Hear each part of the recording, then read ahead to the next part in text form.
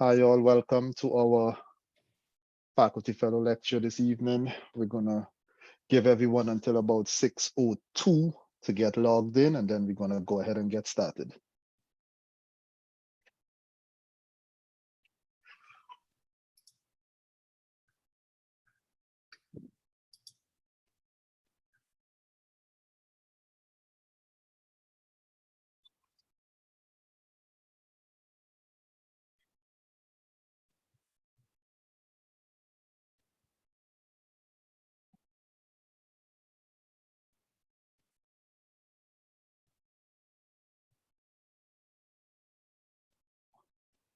So,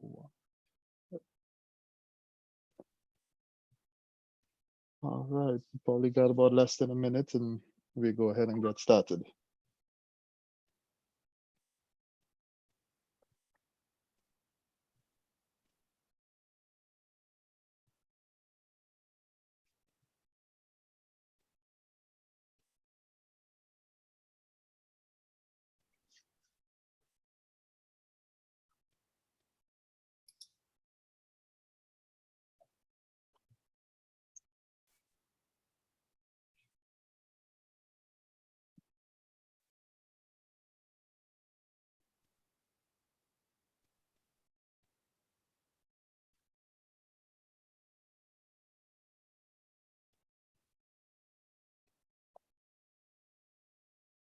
All right, it's 6:02 on all my devices. So first off, I want to apologize for not having my camera. As I was telling Dr. Casey, I had to rush out the office to get my son, and I forgot to grab my camera.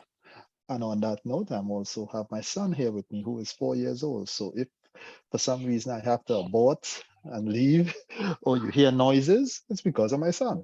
But with that being said, hello and welcome to this evening's Zoom webinar that's being produced by the Honors College at West Virginia University.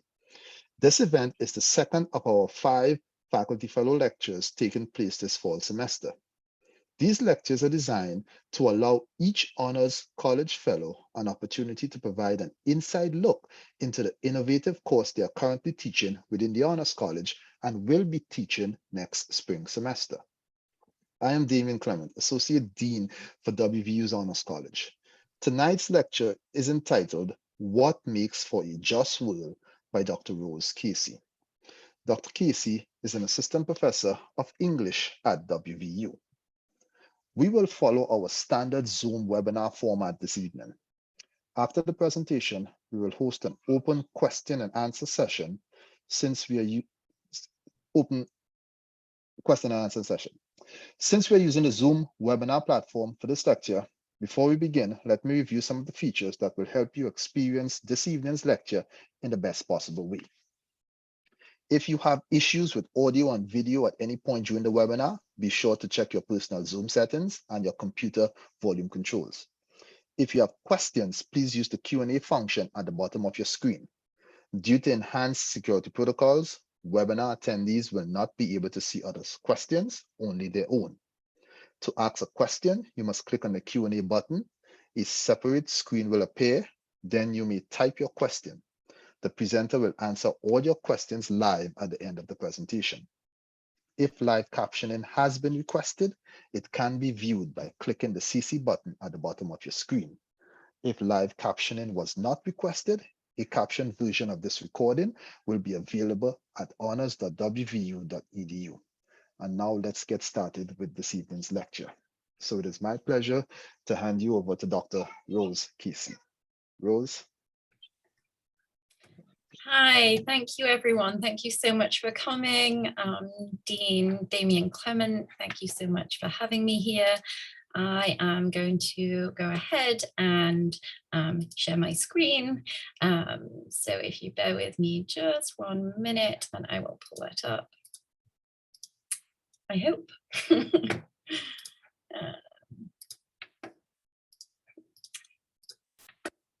I am having some minor technical difficulty here and I should be able to share and I'm not able to, so 1 second.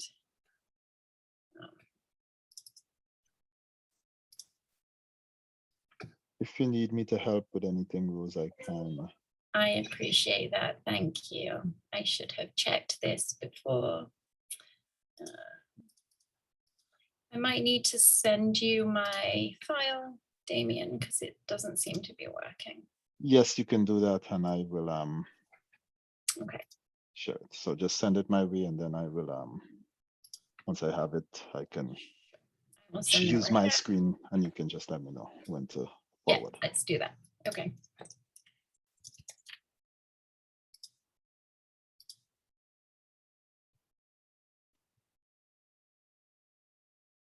Thank you for your patience, everyone. I can tell you it's going to be super interesting lecture, so it's a good job you're waiting around. Okay. Damien, I've just sent that to you.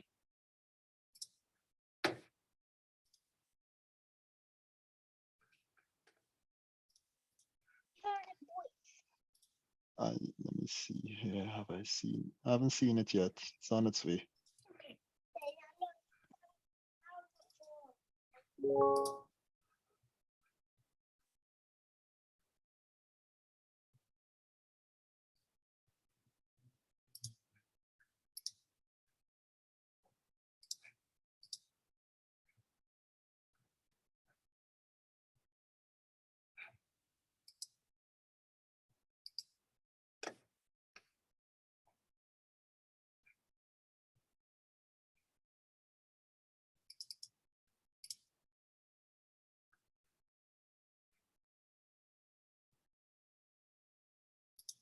I haven't seen it yet. It's on its way, I assume.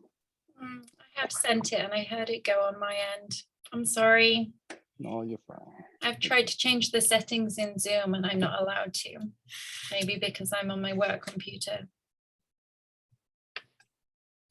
Okay, thanks for your patience, everyone. Yeah, thank you. I appreciate it. Still not seeing anything. If I was funny, I would stand here and tell jokes, but I'm not going to stand here and tell jokes. Hold on. Is it in my junk? No, it's not in my junk mail. Still not seeing anything.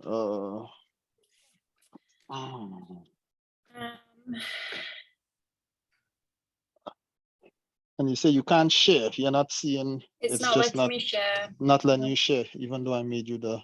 Yeah. You are a co-host. I can make you the host. That might help. I don't know. Make a host. I don't know if that helps. I made you a host. I made you the host. I think it's an issue with Zoom privacy for on my work computer. It's not, I can't make changes. Anyway, I can also get started. And when the slides come through, you can begin sharing them. Yep, how about we do that? That sounds like a good idea. All right. Okay, everyone, welcome to my lecture, What Makes for a Just World. And today I'm talking about my honours course, Honours 207, Legal Fictions, which is about justice in global law and literature. And in this course, we ask really big questions about justice. So we examine how both literature and the law work together to imagine, produce, or impede justice. Over the course of the semester, we engage with legal and literary texts from Nigeria to Mexico, Senegal to the United States, Bolivia to Britain. And in doing so, we learn about indigenous land dispossession, water pollution, petroleum extraction, immigration detention and deportation, police brutality, labor exploitation, and more. So we ask, what makes for a just world? How do writers around the world respond to injustice? What are the limits of the legal system? What are its strengths? We ask, what can we learn from studying literature and the law together? Creative writers have long asked big questions about justice, and they've often been involved in pushing for change. And legal practitioners have long used literary methods like weighing evidence and narrating stories to ensure that justice is met.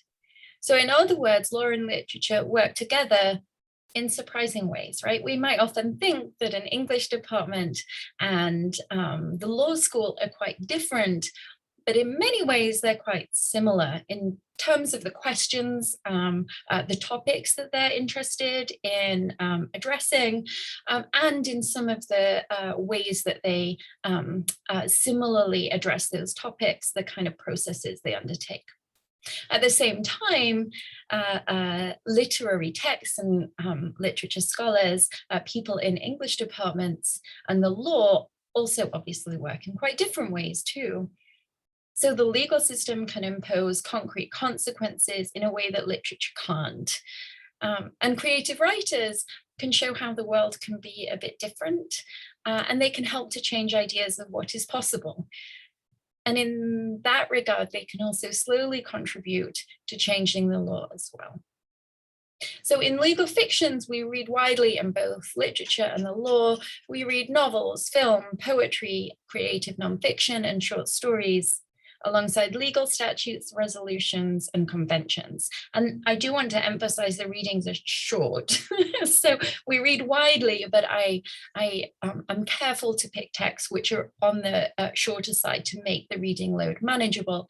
The idea is to have a real diversity of texts and backgrounds and positions that we encounter in order to expand our ideas of what justice might look like.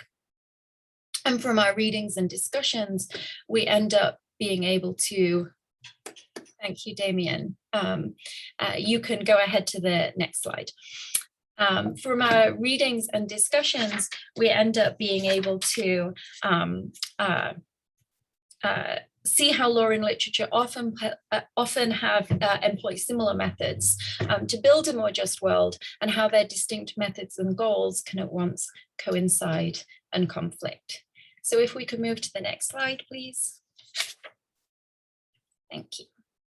So one of the things that we do in this course, one of the things we begin by doing is asking what is justice? And if you could, Damien, just click, because I have a number of, thank you. If you could, oh, sorry, not to the next slide, but just to show some of the, do you have a little, like if you press your arrow button on your keyboard, it should show some of the additional text. Don't worry if it's not coming up. No worries, we'll go back to that slide and just use that. So justice can mean many things. So it can mean the legal system. That might be what you think of when you think of justice. You might think about the law. It can mean ethics. So what should justice actually be? How should things be? What does justice look like? Is our legal system just? Is the current legal system in, say, Bolivia just? One of the first texts that we look at. And another thing that justice evokes is the question of justice for whom? So whose version of justice are we thinking about here? And who gets left out of those particular visions of justice? So if we could go to the next slide, please. Thank you. So we have 4 modules that we discuss in this course. I've divided it into 4 types of law, 4 areas of law. Those are environmental law, citizenship and immigration law, property law, and human rights law. And I picked these 4 areas because they are types of law that really pertain to thinking about justice on a global scale. And you will see why as we talk through some of these texts. Okay. So the first one that we begin with is a film by a Spanish director, Isiar Bolain, and that is También la lluvia, or Even the Rain, which some of you may have watched. It's a documentary about the Cochabamba water wars, and it's about privatization and access, so the privatization of water and access to water. It's a film that tells several stories at once, and it is primarily about, for our purposes for today, we could talk at length about all the many ideas it explores, but it's primarily about water privatization and rate hikes from the 1980s to the late 1990s. It deals with the widespread protests that operated throughout 2000 in Bolivia, in Cochabamba in particular, which is a relatively small city in Bolivia. And in these protests, there were a coalition of groups seeking to protect water access. They drew upon a history of labor organizing in Bolivia since the 1950s, and they drew on regional indigenous beliefs as well.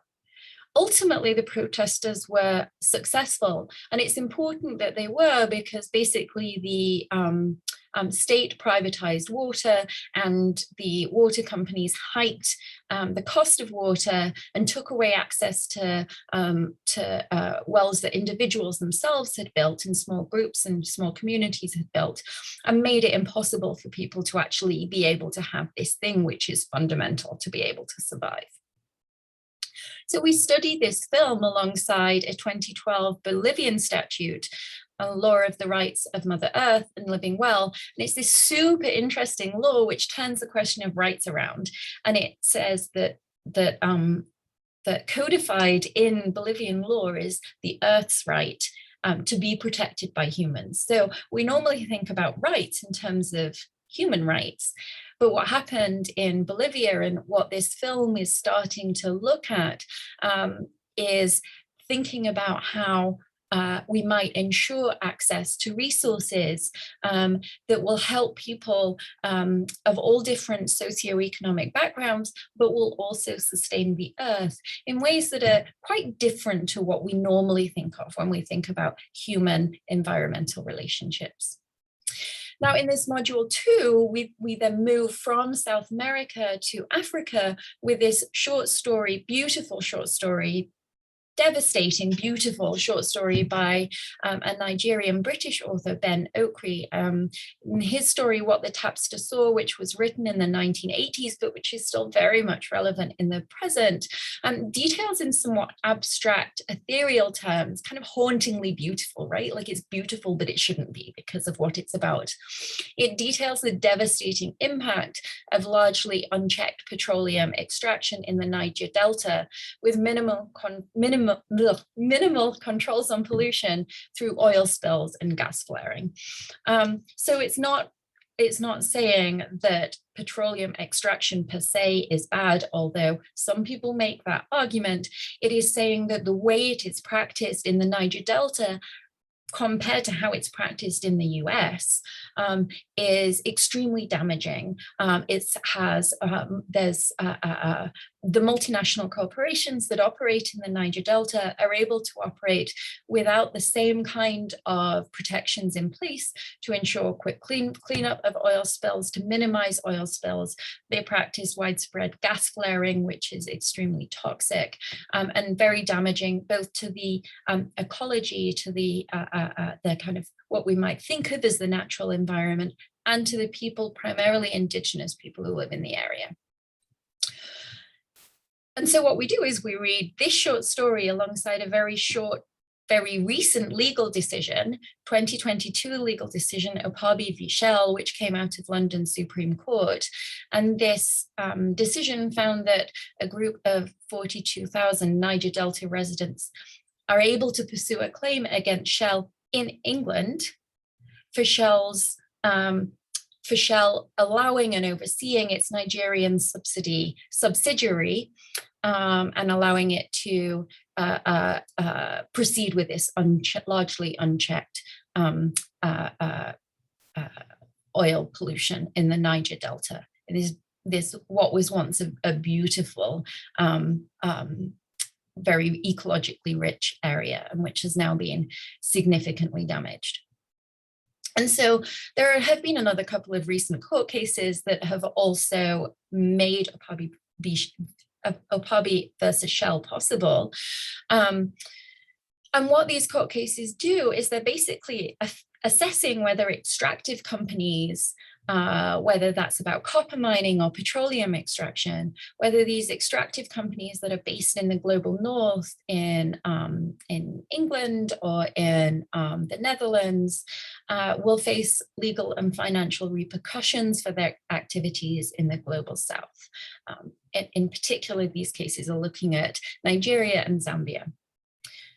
So the readings in this unit a literary text that look at how protesters changed laws, which is what's happening in the Bolivia section, but also looking at, as we see in the Nigeria section, how literary works, how a short story and other kinds of works as well contribute to a broader discussion about corporate responsibility. And that discussion itself that is happening in the public sphere is resulting in legal consequences. So compensation for the people in the Niger Delta, and also enforcement of existing laws and protocols as well.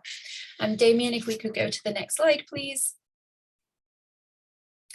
Thank you. So in our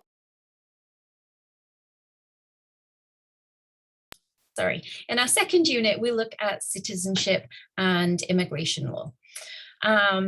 This is a unit that lots of my current students are excited about, because it ties into questions that they currently have in our present day society about immigration and how it operates. So in this unit, we consider how citizenship is valuable, who gets excluded from citizenship, and how they're excluded. And we look at how immigration law is fundamentally tied to beliefs about race, ethnicity, and national belonging. So the first one we look at is a very, very short, it appears in a book, but it's a powerful essay by Mexican-American writer Valeria Luiselli, and it's about her experience volunteering as an interpreter in a New York City federal immigration court starting in 2015. And so Luiselli reflects on the experience of child migrants in particular. She's a mother of young children at this point, and she's volunteering her time as a Spanish speaker to help interpret and translate. But she's really interested as well in the experience of child migrants, the hostility they face, and the disorientation they experience when they enter the US alone and then are faced with this, to them, alien legal system, right? Alien, not just because it's not in the country that they come from, but also because they're children, and the legal system, if you're a child, can be quite scary. And we read this book, which is stunning and so powerful and informative. We read it alongside the early 20th century European writer Franz Kafka and his very tiny parable. It's a couple of paragraphs long, Before the Law. And we read it alongside a really accessible essay by a contemporary legal scholar, Richard Delgado, and his essay is called Storytelling for Oppositionists. So by putting this literary work alongside these critical or theoretical texts, we get to engage with a central question, which is, how can storytelling produce legal change? Can it produce legal change? Well, they suggest actually these readings, both the literary readings and by the legal scholar, suggest that it can. So we look at that and engage with pressing questions in our current moment. We then turn to look at Whereas, which is a book of poems by Oglala Lakota poet Layli Long Soldier. It's stunning. We read just a section of this book, not the whole thing, and it deals with the hanging of the Dakota 38 of 38 Dakota men in the US Dakota War of 1862. And this poem also addresses the US government's belated apology in 2009 under President Barack Obama's leadership. As Long Soldier recounts in her poem, quote, no tribal leaders or official representatives were invited to witness and receive the apology on behalf of tribal nations. President Obama never read the apology aloud publicly. So Obama apologized, the US apologized to America's native peoples for the genocide and for this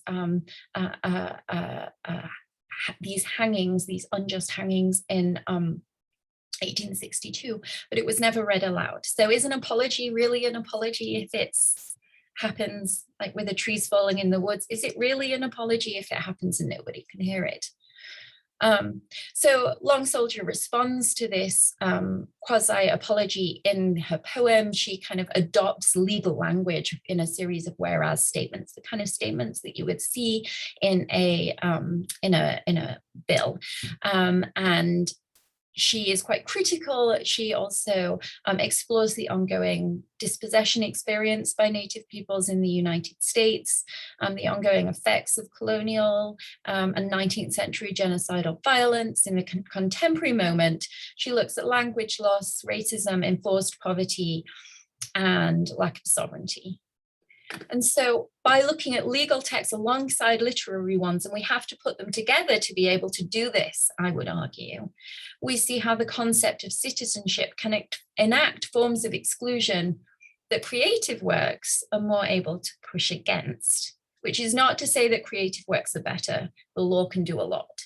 But it is to say that looking at the two kinds of text together is super helpful for exploring really big ideas about citizenship, immigration, who gets to be included, who is forcibly excluded. Okay, next slide, please, Damien. Thank you. Thank you so much. Okay, so in the middle of the semester, after we have had these first two modules, one on environmental law and one on citizenship and immigration law, we take a little break from our reading for a week. This fall, and I hope we'll be able to do this in the spring as well, we have Lydia Milnes of Mountain State Justice coming to talk with us about this local nonprofit's legal advocacy for low-income West Virginians. Lydia is amazing. She's doing incredible work for our state, and she's based here in Morgantown.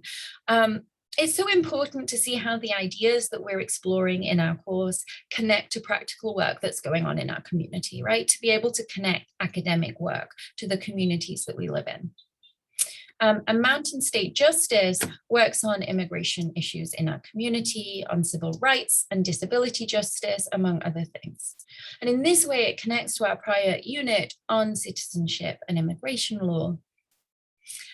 As well, Mountain State Justice focuses particularly, this is its primary focus, its original strength, on economic justice, including fighting predatory mortgage lending, illegal debt collection techniques, and inaccuracies in credit reports. And it does all this for West Virginians who wouldn't otherwise be able to afford legal recourse. So we're really seeing how the legal system can be very valuable and how certain actors within a legal system can be really valuable.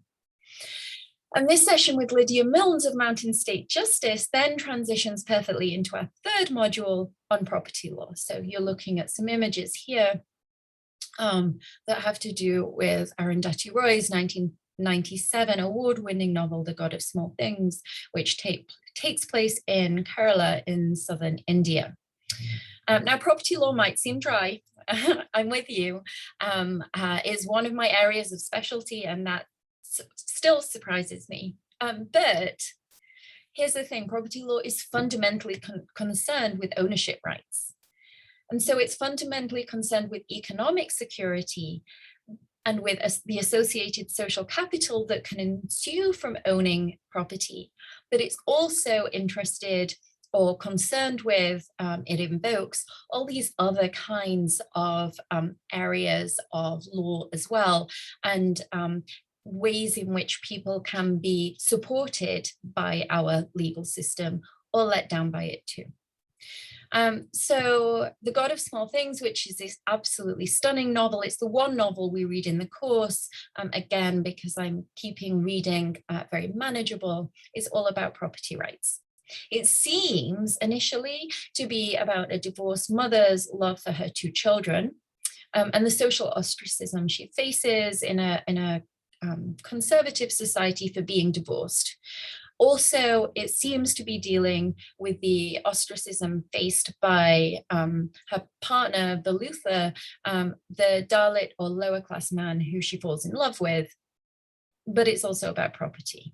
It's about the ways in which Amu, the main character, is she's rendered homeless because once she is divorced, she has no right to inherit because she is female.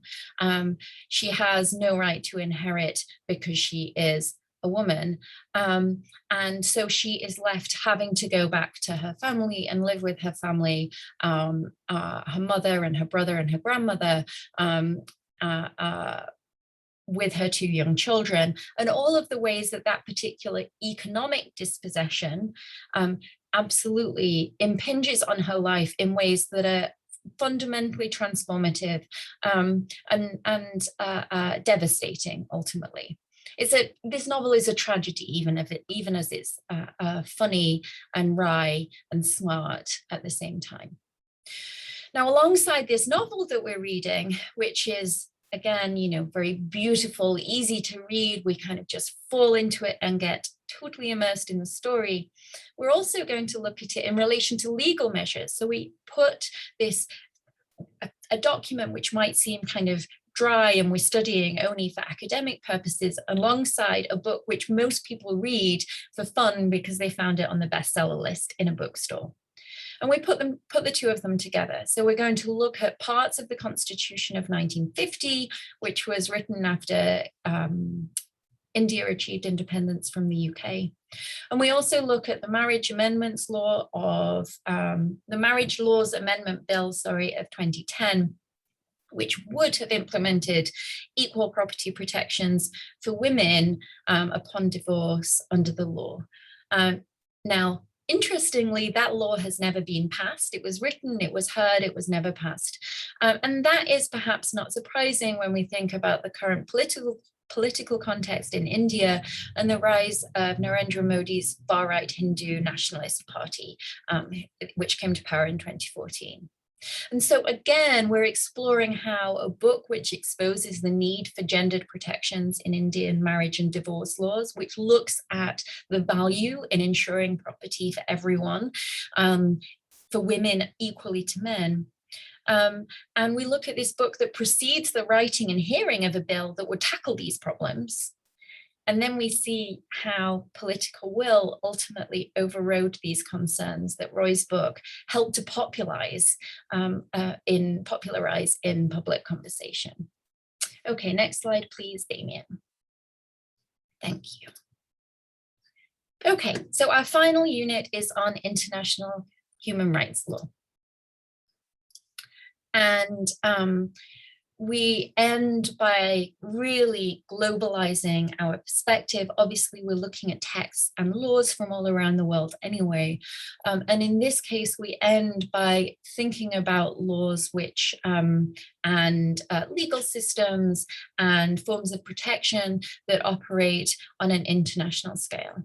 So the first text we look at is Jane Taylor's amazing play, Ubu and the Truth Commission, which is about state violence in apartheid South Africa and the truth commissions that were held from 1995 to 1997, headed by Archbishop Desmond Tutu, who you can see there in that image on the left.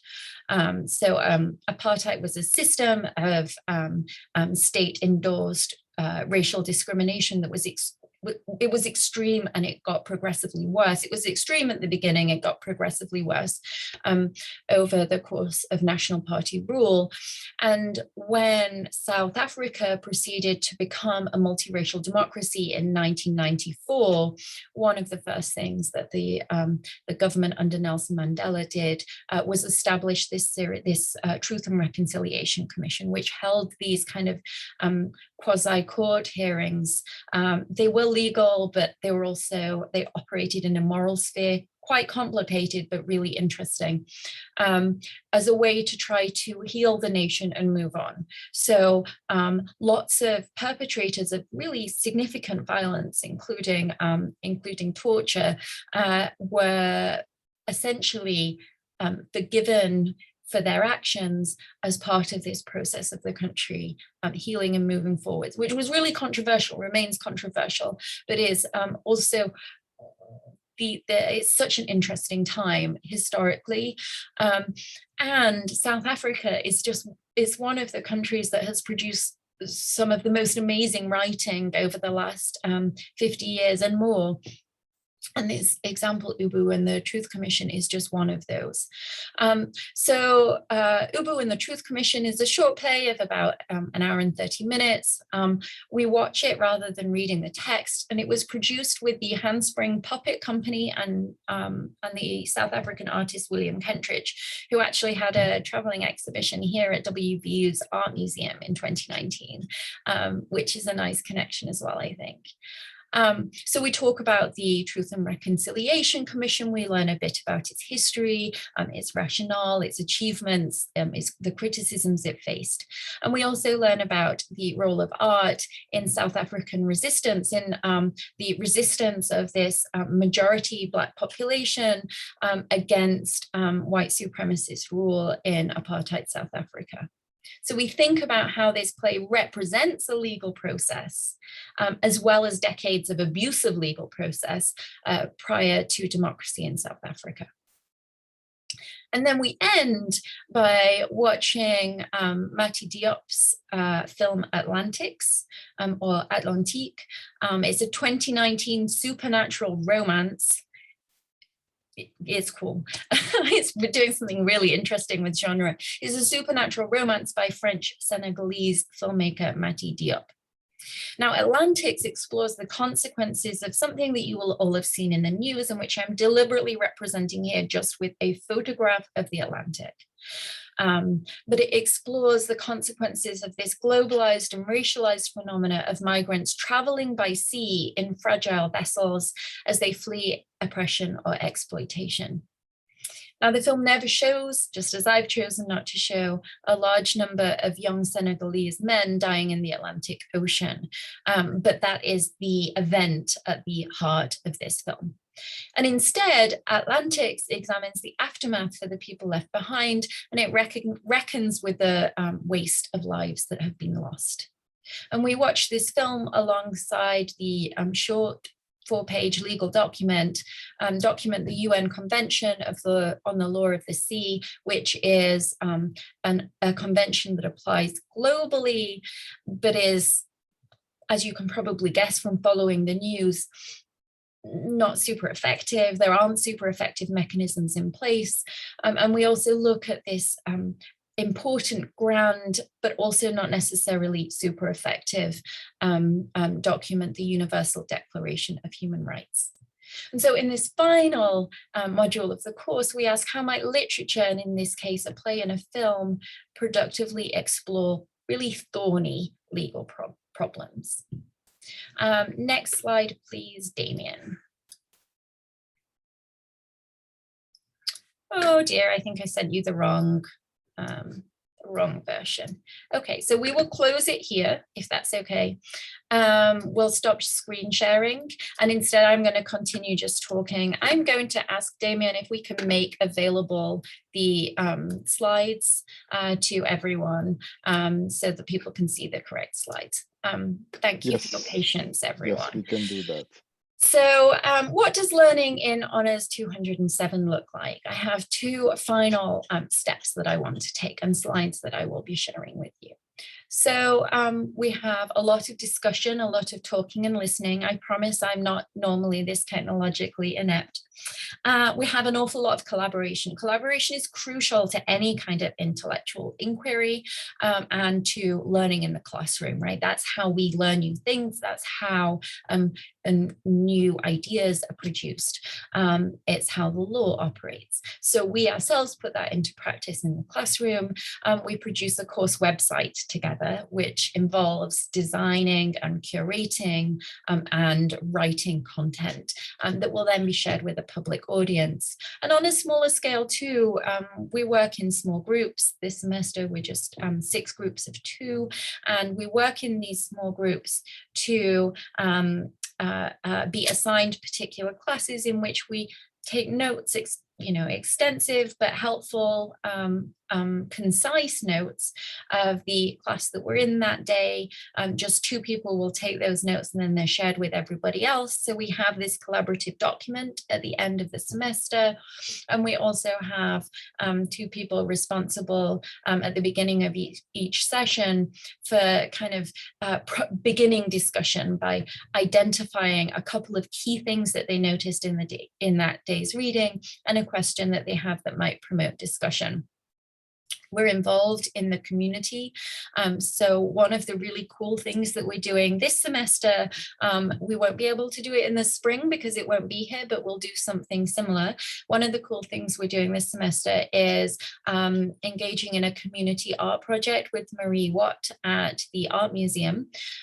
So she is a Seneca artist, and we are going to go along for an hour and 15 minutes and produce art with her and listen to her talking about her process and what it means to think about art as a Seneca person and a Seneca artist in 2022. And we do lots of critical thinking. I have some short response papers. So it's really involved in small steps along the course of the whole semester. We obviously also have Mountain State Justice coming in because they exemplify what it means to be engaged in our community and thinking about justice as it already exists and how we might establish justice, a more just society in the future. And so the final thing that I want to end with is, well, why might you take Honours 207 legal fictions? Why might you take this course? Maybe you're an English major, maybe you want to go to law school. Those are good reasons. Maybe you're not though, and you're interested anyway. Well, even if you are not an English major, even if you have no real recent experience analysing literary texts, even if you really don't want to go to law school, but you're interested in some of the questions that we're encountering, you might want to take this course. I have a number of students at the moment, for example, who are in engineering, who are interested in environmental questions and environmental justice. I have other students who are really interested in human rights and what that looks like. I have a student who is taking the course because all of the rest of her courses are math courses, and she wanted a different kind of engagement for her brain. So the kinds of things that you will get out of taking legal fictions, this Honours 207 course, is you can be inspired to think expansively about justice, about what it is, what it has been, what it could be. You'll learn about laws that have discriminated against groups of people and which have harmed our environment. So things that the law has done that is bad, basically. And that's important. We need to know the circumstances that we're dealing with. But we're also going to learn about legal systems around the world that have protected individual and group rights, as well as the environment.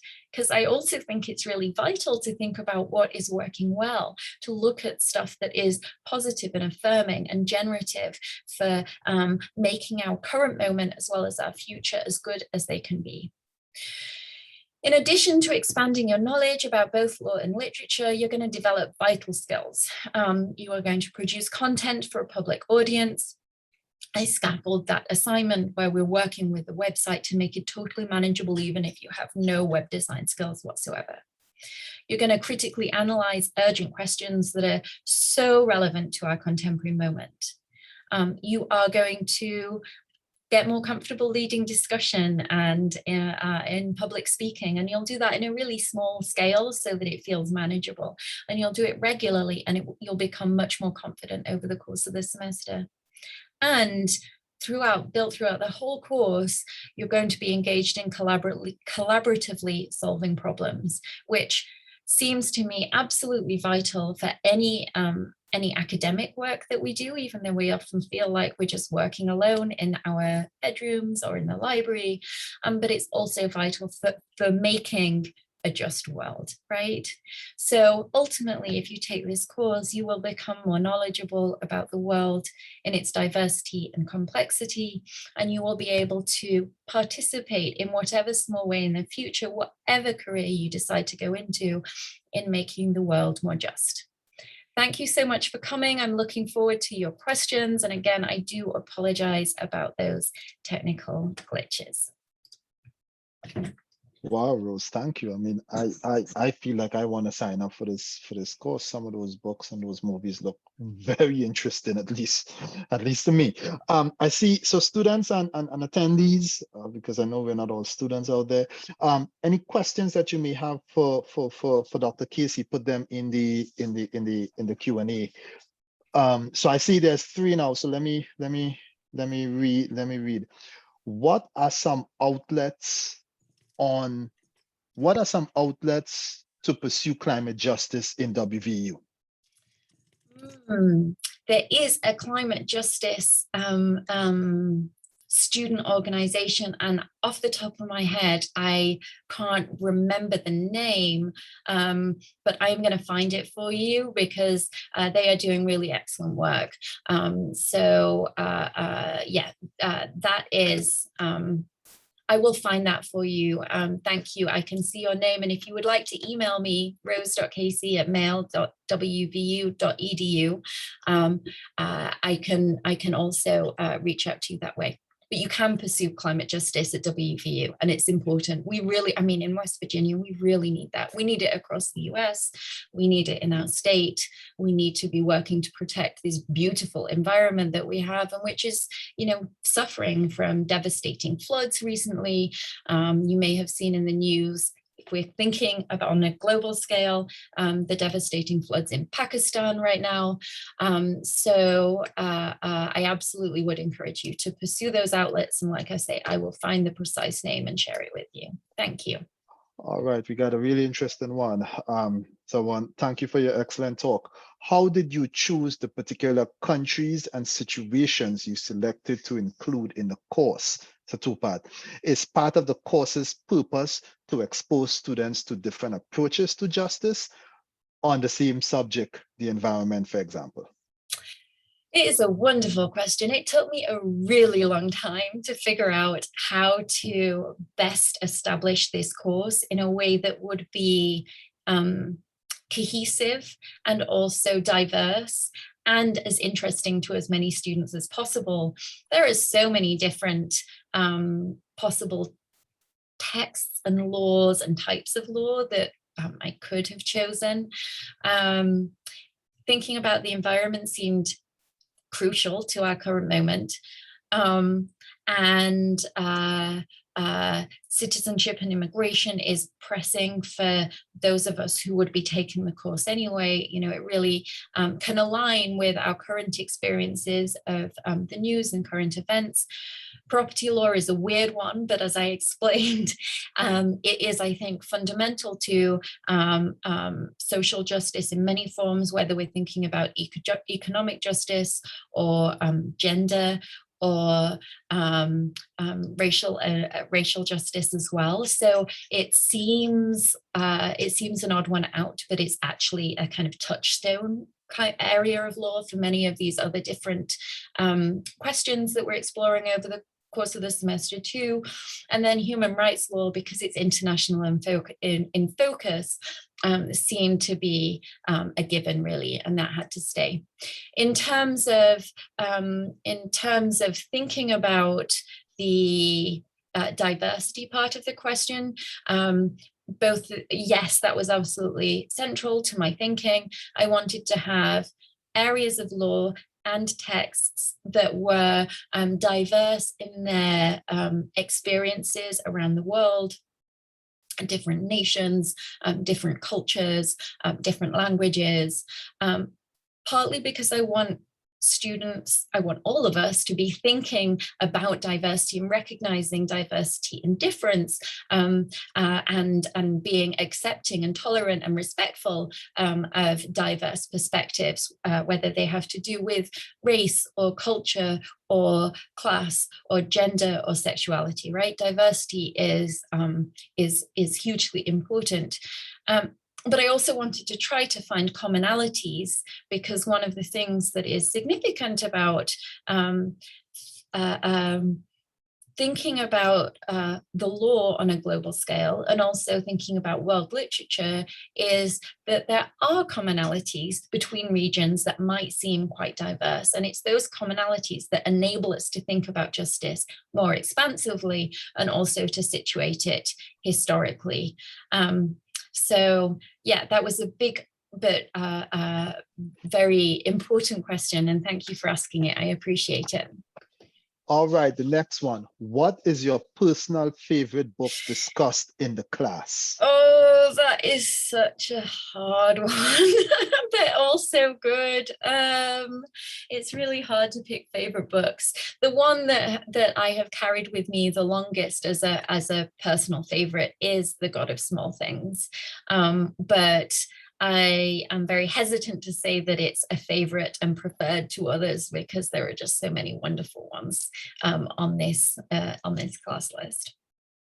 All right, here's another one, another good one. You are exploring a lot of different cultures and nations in the class. Do you intend for class discussions to eventually become comparative? So, for example, do you think discussions of property law in India will lead to discussions about it here in the US or in some other countries discussed earlier in the class? Absolutely. Yeah, fantastic question. I do intend and expect for the discussions to become comparative. It's part of the reason why we have this collaborative note-taking assignment, so that we really have this shared document of what we've been discussing, and we can go back over the course of the semester and start to see those commonalities ourselves, be reminded of them, come back to them. It is also a way of making sure and facilitating community engagement, for recognizing the commonalities between the kinds of issues that we're discussing in the US with regions elsewhere that we're learning about in the course. Those commonalities don't need to mean sameness. It doesn't need to be the same thing, right? Property protections that Mountain State Justice is engaged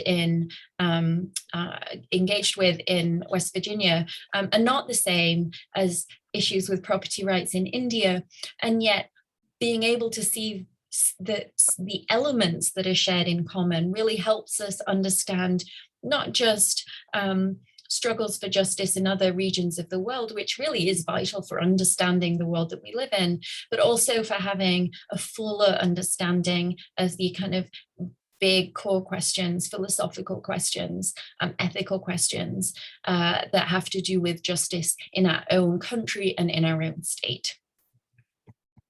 All right, good job. Now we have another one here. How do you think these concepts, once our civilization, how do you think these concepts will shift once our civilization spreads beyond this world? So this is really interesting. If I am understanding this question correctly, it's about expanding into space, right? Kind of space exploration. So do forgive me if I'm getting that wrong.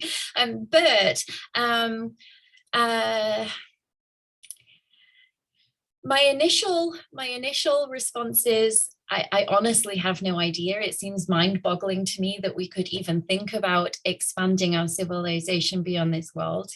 And B, I really hope we don't go and colonize regions beyond the earth, beyond our world, because we've done a hell of a lot, pardon me, we've done an awful lot of damage here already.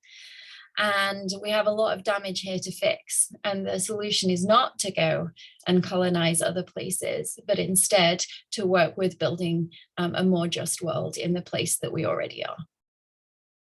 Nice.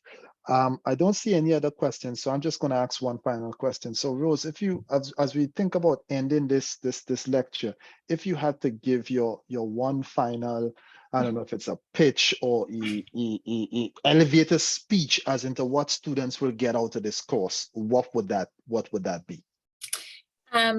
This is a course that will help you think more expansively about the world that we're already in. and it is a course that will be exciting and different, and will help you bond with your classmates in ways that you might not be able to do in other courses. All right, that sounds good. That's gonna get me there, Dr. Casey. I look I forward to appreciate. seeing you in the spring.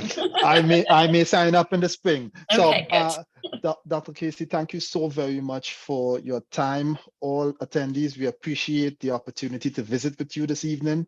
If you have additional questions about the course, please feel free to reach out to Dr. Casey. Dr. Casey's email address is rose.casey@mail.wvu.edu. Sorry, I lost track of where I was reading here. Thank you for spending time with us. We will post an archived version of this webinar later on our Honors College website. So everyone, thank you very much for coming. We really appreciate your attendance, and Dr. Casey, I really appreciate it. If you could send me the presentation, I'll PDF it, and I think I have everybody's email addresses here, so I will get everybody's email addresses, so I should be able to send that out to all those who attended. So thank you very much, and I think you're the host now, so you get to close us out. Thank Have you, a good evening, everyone. everybody. I really Bye-bye. appreciate your time. Bye-bye. Bye-bye.